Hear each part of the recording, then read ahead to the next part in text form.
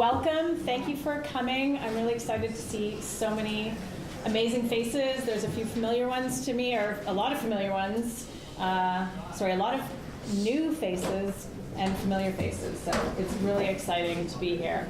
My name is Laura Beauparlant. I own Lab Creative, and we help our clients create amazing, memorable brands that attract the right clients. Now, I was at some of the talks this morning, and I heard that branding was a word we heard a lot. But it's one of those things that a lot of people, don't actually know what branding is. So what is branding, and why does it matter? Well, your brand is so much more than your logo. A lot of people equate logo to brand, and that's just not the case. The reality is that your brand has everything to do with the success of your business. And it is every touch point that somebody has with your business. I know this morning we talked a lot about different things. We heard story and we heard experience. It is how you dress. It's how you answer the phone. It's how you respond to emails. Obviously, it's what your website looks like and your marketing materials, and whether or not you have spelling mistakes in your website, things like that. So your logo is important, but it's really only one part of your brand. Your brand has everything to do with the success of your business. And a lot of people don't realize, but it's that impression that you're giving out to the world, and that is really important. So your brand is every touch point you have with your customers. It's how you answer the phone, it's how you respond to emails, it's the look and feel of your website, the quality of your messaging, and obviously the quality of your products and services. So yes, your logo is important, but it's really only one element. And I know I heard this 7 seconds spoken about this morning. It takes 7 seconds for somebody to form an opinion of you, good or bad. So what kind of impression do you give people when you meet them in person? What kind of impression do people get when they go to your website?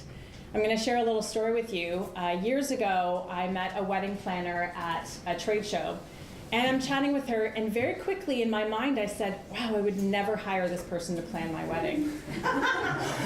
I did not say that out loud, I wasn't mean, but I realized that just the way she presented herself to me, she was kind of frumpily dressed, her nail polish was chipped, she just didn't look well put together. And I thought, if you can't pull yourself together well enough to present yourself at a wedding trade show, why would I think that you could plan my wedding? So just her physical appearance put something into my brain that made me think she actually wasn't up to the job. So that just goes to show how important even how you present yourself to people personally is really important. So, do you feel like now you have a strong foundation for your brand? And do you know who your target audience is? And are those actually the people that you're attracting to your business? There can often be a disconnect between the people you're targeting and the people you actually want to get. So are those the same people? And do you stand out from your competition, or do you blend in? So many people look at their competitors and think, I want to be like them, I want to look like them, but ultimately, you don't want to look like them. You want to be different. You want to find your voice and your way to stand out from the competition. So my goal today is to hopefully show you, and I'm going to go through the 5 most common mistakes that I see businesses make with their branding. So I want you to leave here with this feeling that you know and you're empowered to make changes, to improve things that maybe you could be doing better, or maybe feel really good because you're like, yay, I'm doing things right and I'm on the right track. So I hope that you'll be able to get something really tangible out of today. So the 5 common mistakes that I see are that you're generic and unremarkable. It's something that a lot of businesses suffer from, and in such a saturated market, it's really important to find a way to stand out. Unsuitable for your target audience, target market, not having formalized systems, a lack of consistency. This is the biggest one that I see, and having unfocused marketing. So let's talk about generic and unremarkable. Like I said, you're inundated with information. You go on websites, you're on your, Facebook and Snapchat and Instagram. You're constantly being inundated with information. And you want that thing that's going to make somebody stop their thumb from swiping, right? You've got such a short amount of time to capture their interest. And if your brand looks like everybody else's, then how are you going to be successful at getting them to stop and pay attention? So I'm going to show you a few examples. I always find these like before and afters. I want you to see something and see the difference that having a brand that can really stand out makes such a huge difference. This is my client, Black Spruce Financial. And I always said, his previous brand said nothing to anybody. Said, unless you're a Star Trek fan. I thought, who designed that logo? It makes you look like, you should be in an episode of Star Trek. But it said nothing. It really said nothing about his business. And then when I got to learn more about him, I realized that the name Black Spruce Financial comes from the fact that the black spruce tree stands the tallest in the forest. And he wants to rise above. He helps independent businesses who are the ones that stand the tallest. And so I said, well, we need to change this brand. You need to have a logo that reflects the name and the story behind the name and why you chose that. And so now he has a very personalized, customized logo, and this translates across his website, his social media. Every element of his brand now fits and lives up to this name and is way more memorable. So do you guys see the difference between sort of the old and the new? Yeah. And why it's so much more powerful? The next one is the study studio. So I think this looks like some really bad clip art that's been cropped poorly, and like a 70s font. Kind of that disco, like you could just imagine kind of a psychedelic pattern behind it.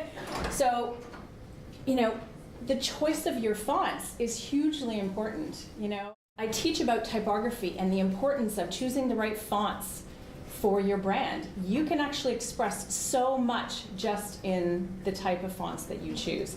That's a talk for a whole other day because I could talk about that for hours.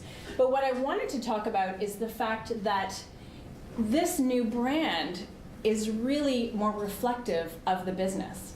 They wanted to get across that they wanted to be attractive to the parents, but also the kids. It's a tutoring company.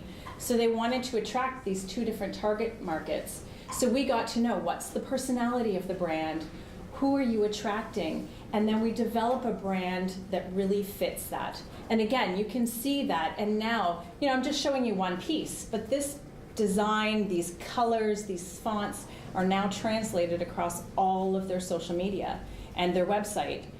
And the difference is, would you take a business more seriously if it looked like this or like this?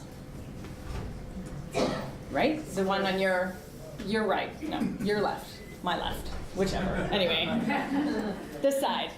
So you can see the importance of having a brand that is professional, that will attract the right audience.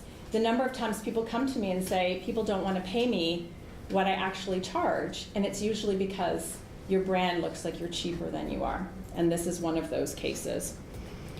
And last but not least in this section is my wonderful client, David Dunkley. And I always joked with him that unless you're a bra company, nobody should have double D's in their logo. He's definitely not a bra company. Anyway, so he is a milliner, a queen-trained milliner. So he makes amazing hats and headpieces. So he needed, and it's quite luxury, right? This is not an everyday thing. Not everybody gets a hat made for themselves, or it's for weddings. So he needed a brand that really reflected the high-end nature of what he does, that real customized piece. And when we started talking about something iconic for a logo, we said, well, it should have one of your hats in it, but then which design would it be? So really, what is the epitome of a headpiece but a crown? So rather than picking one of his and kind of putting him in a box, we wanted to create this very luxurious brand and put that crown as the crowning piece to his logo. And again, this is about attracting the right kind of clients and sharing that message and looking more professional along the way. So the next one I want to talk about is, having a brand that's unsuitable for your target audience, which I touched on briefly. So who are your clients? Do you guys know? Do you have a really clear outline of who your clients are? And I don't mean like how old they are. I mean, it's important to kind of have a good sense of maybe their age, gender, but do you understand the challenges that your clients have? That's what I really want you to think about. What are the challenges that your clients have? There's going to be an underlying thing that all of the clients have that you help with.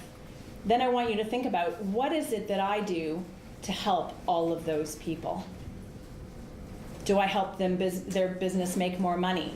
Do I help them get healthier? What is it that you do to help all of those people? And that's what you really need to focus on, not necessarily having a specific age or gender, because that can vary.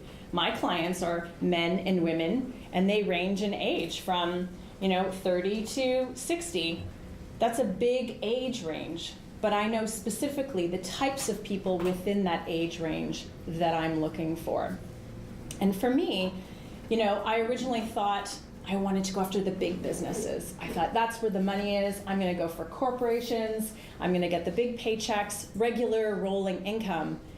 And then I really thought to myself and thought long and hard, and it's, as an entrepreneur, you can probably relate to this. You need to figure out what it is that you want. What kinds of clients do you want to work with? What makes you happy and get out of bed in the morning? And I can tell you, working for big corporations is not what gets me out of bed in the morning. Working with small entrepreneurs and seeing the joy in their faces and the excitement that they get. I get hugs from my clients. Like, you don't get that from big corporations. I mean, that's not why. I don't work for hugs, but it's a bonus because I love what I do, and I love that I get to share that with my clients and see how what I do can help transform their businesses. So that's what you need to think about. What is that benefit that you give your client, and how can you translate that? So I'm going to share a few stories. Again, I find visuals, it's always so much more effective when you can kind of see that difference. So this is probably my favorite client ever, Susan Stewart. She's a comedian and a motivational speaker. So every meeting is always hilarious. And this was her brand before. And she said to me one day, we actually worked out together, and we're like in the change room, and she said, I keep getting people calling and wanting to pay me way less than I charge. And I didn't know her at the time, and so I went on her website and I said, well, Susan, that's because you look like you charge way less than you do. But nobody had ever told her that before. So having outside perspective is really important. We're all so close to our businesses, and we all need somebody outside of us to give us their opinion.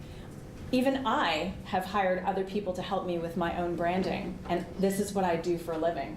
But I knew that I was too close to my own brand, and I needed other people to help me clarify my own vision for what I wanted. So for Susan, we cleaned things up. We created a brand that truly reflected her personality, but was also attracted to her target audience, which is corporations who are hiring her as a speaker. And since this rebrand, we never changed anything about Susan. Susan is still Susan, but what we did is we changed the perception of who she is to the rest of the world.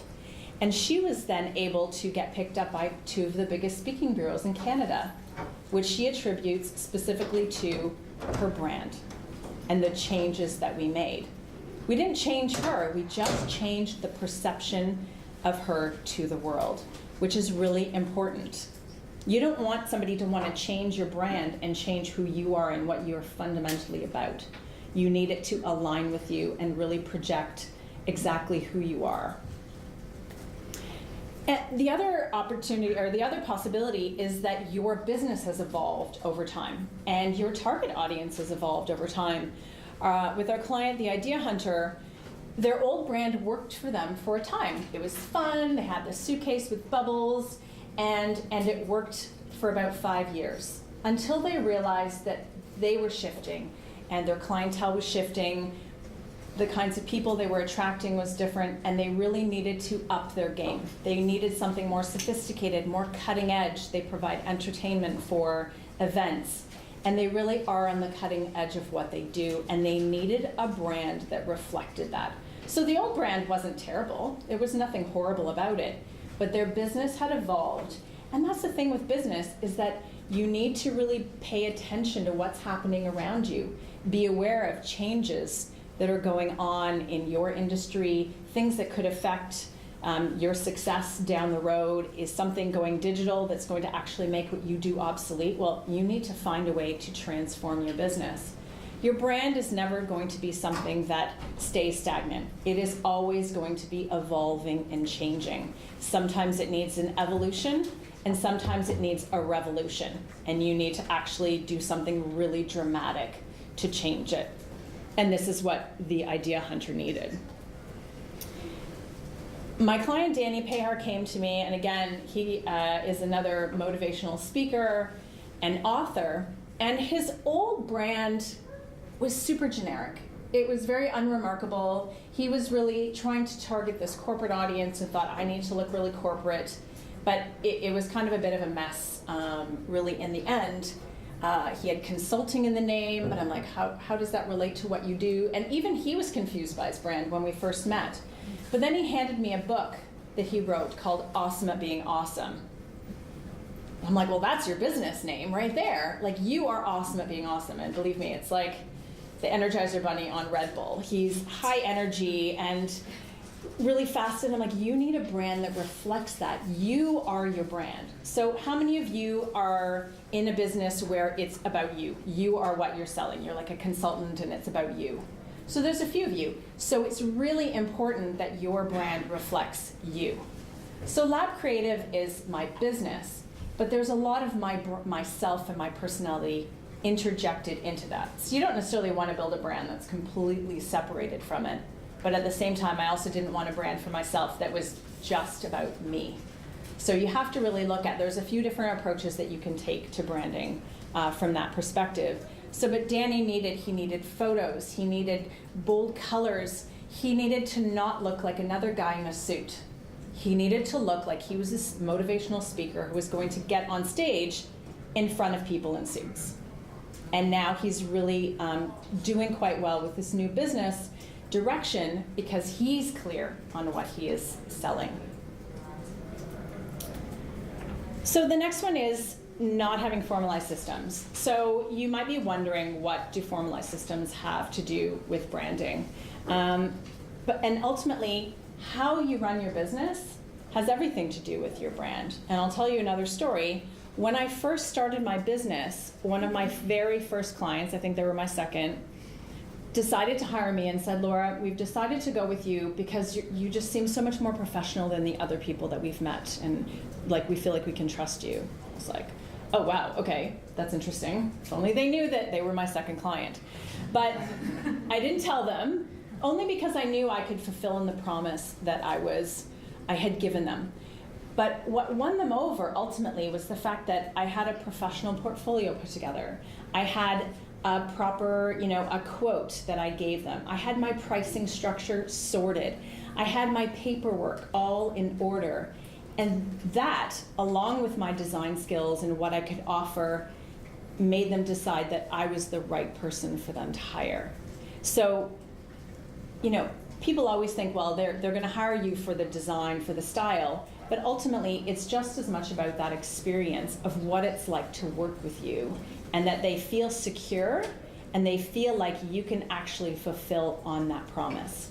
So I can only get you 50% of the way with your brand. I can make you look amazing, sound amazing, but if you can't then fulfill on what it is that you're offering, you're probably going to flounder, right? You need to live up to that other end of the bargain. So, it goes down to having your agreements, your proposals, your invoices, your online presence, the way you present yourself to the world in those systems is what's really important. It's, how professional are you when you're emailing? I'm really bad at responding to emails too quickly. And I've decided that I really need to get better at that, because otherwise I can spend all day on my email and not actually get any creative work done. So I'm still trying to improve on certain things. But I'll tell you, having systems in place protect you. I now have a 3-page document at the end of every agreement that I have my clients sign, because of experiences I've had throughout my business that I need to protect myself from. I'll give you another story. Last year I had 2 clients who I did printing for, and I paid for and shipped them, I think the total was well over $5,000 worth of printing. And it took me 3 months to get paid. I had to dip into my own line of credit to pay for my clients' shipping or printing. And I can tell you that that will never, ever, ever happen to me again, because I will not ship you anything unless you've paid for it in full. That is a very hard lesson to learn. So if you get anything out of today, it's like, don't ship something unless somebody's paid for it. But it's really important to have these policies in place, and people will respect you more. People respect the fact that I don't email at night, and are surprised if every once in a while I do, because I'm trying to get some things done, because I've set that precedent. If you set the precedent that you email at 9, 10 o'clock at night, people will expect you to be on your email at 9 and 10 o'clock at night and be willing to respond to you. So it may be okay to do it right now, but think about down the road and realize that you don't necessarily want to be doing this, 6, 8, 12 months from now. So start thinking about what it is and how you want to formulate your business in terms of your systems. All right, number 4, lack of consistency. As I said at the beginning, this is the one I see the most often. I do brand audits for a lot of businesses, and the biggest thing I see is across your social media, your website, marketing materials, it's all different. You use a different profile picture on Instagram to LinkedIn to Facebook. You've got a different images. I can't actually tell sometimes if it's the same company. Try to be as consistent as possible, so that when somebody sees you on social media and then goes to your website, that they know that it's the same company. So if you were to just pull up every single one of where you're profiled and look at them side by side and see if there's consistency, right? So that's just something to consider. So I'm going to show you a few examples of the what not to do. So again, here's my client Susan, and this image popped up for me on Facebook, and I was like, what? And I got on the phone and I said, Susan, why did they change your logo to purple? She's like, it's to match their brand. I'm like, they cannot do that. You need to own your brand. You need to own that color is really important. Up to 80% of people cite color as something that they recognize, makes brands recognizable. So the colors you use and the consistency in your colors is really important. So what I learned from this is that not a single client leaves working with me without brand guidelines. Brand guidelines is now no longer an option that you can opt out of and pay less for, because brand guidelines empowers you, empowers your team, and empowers anybody who's working with your brand to know what fonts they can use, what colors they can use, how to use your logo and not use your logo, like changing the colors, changing the orientation, putting it on a background that you can't read it on. So we give you the do's and don'ts, and it empowers you to then say to somebody, like Susan would have if she had the brand guidelines, to say, you're not allowed to change the color of my logo. So those brand guidelines really empower you. So again, I talked about that inconsistency. So this was the Awesome at Being Awesome's social media and his website. Do they look like they belong to the same company? No, definitely not. Because one, it's like trying to promote the book, and then he was confused. So now you can see that there's that consistency. So you know if you go from any of these places that you're in the right place. You need to create that memory for people. They need to recognize that that's you, and the more you pop up, the better. It's funny, I've had a few people say to me recently, they're like, I see you everywhere. I'm like, yay! But it's because I create that consistency. They see my photo, they know that that's me. Have a photo that looks like you. I had somebody stop me in the street recently because they recognized me from a group that I'm in on Facebook, right? Like the little tiny circle picture, but it actually looks like me. So these things are all really important in building your brand. So how many people have brand guidelines for their business? Show of hands. Oh, that's a really, there's some low hands. It's like people reluctant to put up their hands. If it's not on paper, if it's here. I mean, these aren't necessarily printed out. You should at least have like a digital copy of it, like a PDF brand guidelines document. If it's in your head, how does anybody else know what it is? Right? I know. We all keep a lot up here. Sometimes I would like somebody else to take over the project management of my brain, but I haven't quite gotten there yet. So brand guidelines are really important. It's something to think about, going to the person who's designed the business, the branding that you currently have, and saying, we need to get brand guidelines, or finding a company that can help you with that. The last one I want to talk about is having unfocused marketing. So, a lot of people are in different places on social media. They're trying all kinds of different things, and you really need to figure out where your clients are. So I pulled up Instagram, and I work with quite a few financial planners, and I just looked that up, and I don't know how you can see that, but these are the two financial planners that came up in Instagram, and it's a lot of like half naked beach selfies. This guy everyone's a selfie, shirtless in a few of them. Like, these are not professional accounts. If you are a financial advisor, Instagram is probably not the place for you. LinkedIn probably is the place for you. If you have a really visual business, you have products. So the two on the other side, I don't know if you can see them that well, but my husband does architecture, interior design, and furniture. So he has a super visual business. Same with what I do. So we do really well. We thrive on Instagram. So you need to determine if Instagram is the right platform for you. If not, maybe it's something like LinkedIn. But then if you're on LinkedIn, don't be like Doug, right? Or Emily, or Tony, who thinks that he's George Clooney.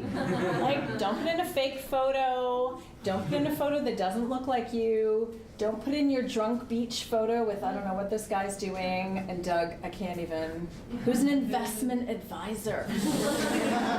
Yikes. What would you think if that guy was in charge of your money?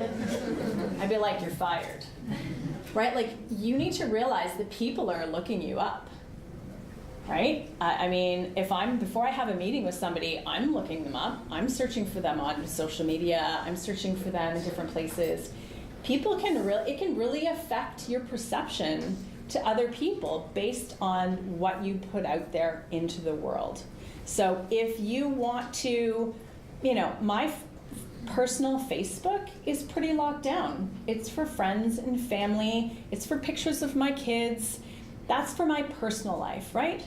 And then I have my business account. I'm still the same person, but nobody needs to see pictures of my kids on my business Instagram account. It's not appropriate. Just like I don't need to see pictures of your lunch on your Instagram or too many selfies. So, it is good to have photos of yourself throughout your social media accounts. People want to see who you are. They want to see the person behind your business. Actually heard that there's an algorithm, although things are always changing, that about every 9 posts you should have a photo of yourself. And it's interesting because every time I post a photo of me doing something, it always gets more likes than the photos of me, my work. But if it was all photos of me, I'd be like, whoa. Like, nobody wants to see just a bunch of selfies of you. So put yourself into context and figure out how you can best speak to your clients. So if you're going to use a platform like LinkedIn, have a professional photo of yourself. So this is Gino from Black Spruce Financial. This is a photo of him with some black spruce trees. It's on the front page of his website. So again, if you go to his website or you go to his LinkedIn, you're like, oh yeah. People need visual cues, right? And again, there's mine with I use that image of this like creative explosion, and I like how it looks like it's coming out of my head on LinkedIn, until they change the layout, and then my picture will be off to the side or something. It's a full-time job to keep up with the social media changing, the sizing and positioning and square, circle. It's quite interesting. So, LinkedIn is a hyper-professional place to be. If you're in a B2B business, LinkedIn is where you should be, right? If you have a product, places like Instagram, Twitter is still, people say it's dying, but there's still a lot of activity on Twitter. If you do nothing else, if you find it overwhelming, find one place and try that. Don't get overwhelmed with trying to go too broad across too many different social medias. There's also other things you can do. You can blog, you can look at email marketing. There's so many different options for you to reach out to your clients, but it can be very overwhelming. So if you can pick one or two places that you can reach out and connect with your clients, and I know Mark this morning was talking about story. It's about creating the story and the experience of why somebody should work with you. For me, we talk about the benefits. What are the benefits that you offer your clients? And how can you make your website, as an example, speak to those people and make them think, wow, this company understands me. They know what I need and they can help me. That's what you need to think about across all of your social media and your website. And like I said, it's everything from how you answer the phone to how you interact with your clients. It's really about that experience. So what I want you to do, and I hope you got some tangible takeaways, and I want to have some time for questions. Things I want you to do is I want you to review your online presence. I want you to look for consistency and see if there's anything you can improve there. I want you to look at the language that you're using on your website. Are you talking about what you do, or are you talking about the benefits of what you do for your clients? I want you to switch around your thinking. It's actually surprisingly hard for people to reframe. I want you to, this is an exercise I do with all of my clients through an online course I have, but I get them to write out the features of what they do, and then I get them to write the benefit of that feature for their clients. Start to reframe how you think about your business. Next, I want you to really work on your target audience and sit down with that and clarify not just who they are, but the challenges they have and how you help those people. And that, again, will help you write those benefits. I want you to actually take the time to review some of your competitors' websites. This is not to make you feel bad about what you're doing and feeling like you're behind, or, oh, they're so much better than me, and, oh, I should be doing, and, we can all get hung up on wanting to be where somebody else is. But we don't know where they really are, and we don't know how long it took them to get there either. We all have to take our own time to get to our place in this market. But take a look at them and see, what are they doing right? Are they being featured in certain blogs or in certain magazines or newspapers? Well, how can you get featured there? Are they sponsoring an event? Well, is that working for them? How are they leveraging their marketing? And look at those competitors to see what they're doing that's working, that you could translate into your business, but also look at how you can distinguish yourself from them. How can you make somebody who is going to go to their website and the next website and then yours, make them go, oh, I'm interested. What is this company all about? I need to know more about them. You want your business to be that business that separates yourself from the others. And I really want you to think about what makes you different. And this is something that a lot of people struggle with, because you think, well, everybody else offers what I do. So how can I separate myself from my competition? And sometimes it's not just about one thing that you do, that you're cheaper, that you're faster, that you offer something that nobody else offers. That's quite rare. It's probably a combination of things. What makes me different? So a lot of people, there's 1,000,001 designers out there who can design you something cheaper than I do, but the difference for me is that I listen. and I'm able to create you something that you didn't know you needed.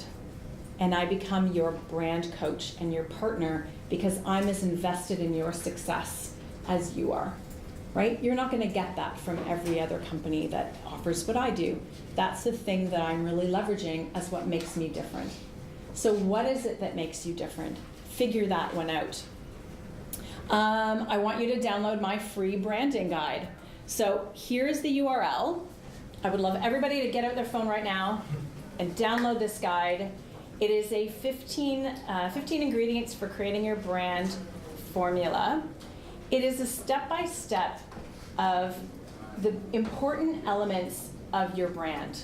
Everything from the foundation of your brand, your brand personality, right down to the fonts and the colors and all of those elements that you're using. So hopefully this guide will help you understand what you're doing well and what you could be doing better. I've got a couple of testimonials here from people who've downloaded it. So Dr. Lisa Watson said, the free branding guide from Lab Creative gave me so much valuable information. I was able to start implementing the simple suggestions immediately and found it to be so effective for improving the look and feel of my brand.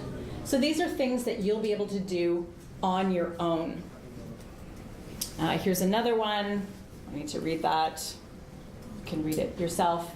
So ultimately, I want you to be able to get some things that you can do yourselves from here. And then when you're ready, and if you need the help, a company like me can help you really take it to the next level. I work with my clients in multiple different ways, so I'm happy to chat with any of you if you are really interested in taking that conversation to the next level.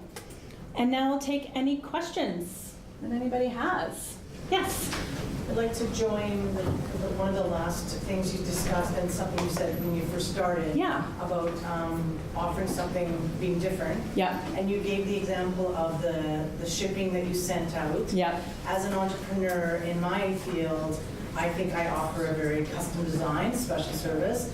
And the rule is nothing leaves the studio until it's paid for.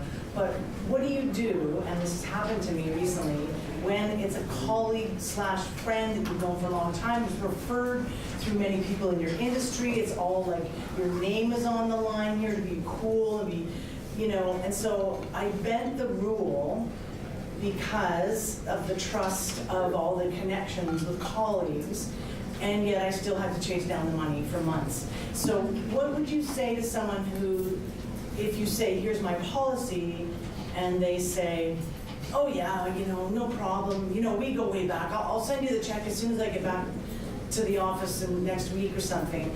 How do you address that when it's someone that's very close in your industry? I think it's a big problem for a lot of people because, it's hard to talk money with friends and family. It can be, you feel like you have to do things differently. I've just learned over the years that you need to say this is a business transaction. I don't even like the word transaction, but this is what you do for a living. And you have to run this the same way that you would for every client so they get the same experience. So I believe that you should just say, this is how I do it, and I do this with everybody regardless of how we are connected. It can be a tough thing to do because you feel like I need to kind of break the rules, but unfortunately it will always be those people who you feel like you can bend the rules for that are going to end up making you regret your decision, unfortunately. Yes? The possible answer is to say, I was able to give you a really good price because of our relationship, but in this area I'm not. Yeah, or I've given you this price, but that means I need to be paid in a, however, maybe you can be flexible, but understanding what the outcome is for everybody. Yes? You mentioned two words, evolute and revolute. Yes. Could you explain the difference between the two? Sure. So sometimes you have a business, you have a brand, you have a logo, and it's okay, but it needs some tweaks. It needs some updating because your business has evolved. That could be from a language perspective, it could be a design perspective. So it's more like the business is evolving over time. And sometimes you've realized that you actually need something radical. So I've had a business recently where we renamed the business and completed a completely new brand for this business. And so that's a revolution, right? That's not an evolution. So sometimes it really is very dependent on the business and if it's going in the right direction. And sometimes you've changed, sometimes the business has changed. And that will help me determine whether or not an evolution is the right way to go, or if we need to talk, like we need to scrap everything and start from scratch. Yes? You showed us a number of rebrands that you've done for clients. Yeah. So do you typically create a story and a campaign before you push that out? Or do you like to do a rebrand sort of very quietly for their customers and for the outside world? So, I mean, we help our clients, we'll help them formulate a way to get it out to their own audience, but I'm not we don't create marketing strategy and planning, but we have people that we work with, so we partner. I'm a small business, so what I'll do is I bring in the necessary people for projects. So sometimes it's, writers, it's photographers, it's marketing strategy, social media strategy. So depending on, being that so many people are small businesses, I'm not a big agency, right? And I don't charge big agency prices. So that means I can go and we can build the team depending on what you need. So sometimes they do really need a big launch, and sometimes just getting it out there to their existing market is what they need. So it's very dependent on the business. Yeah. Yes. Yes. Hi, we're just like a startup companies, Yeah. and already I have my website in Yellow Pages, but then somehow, as you said, with need to check your competitors, their website and their presence and online. Yeah. And of course, because as a startup, we don't have budget that much for the advertising, so we chose to have this very, very cheap website, like one pager.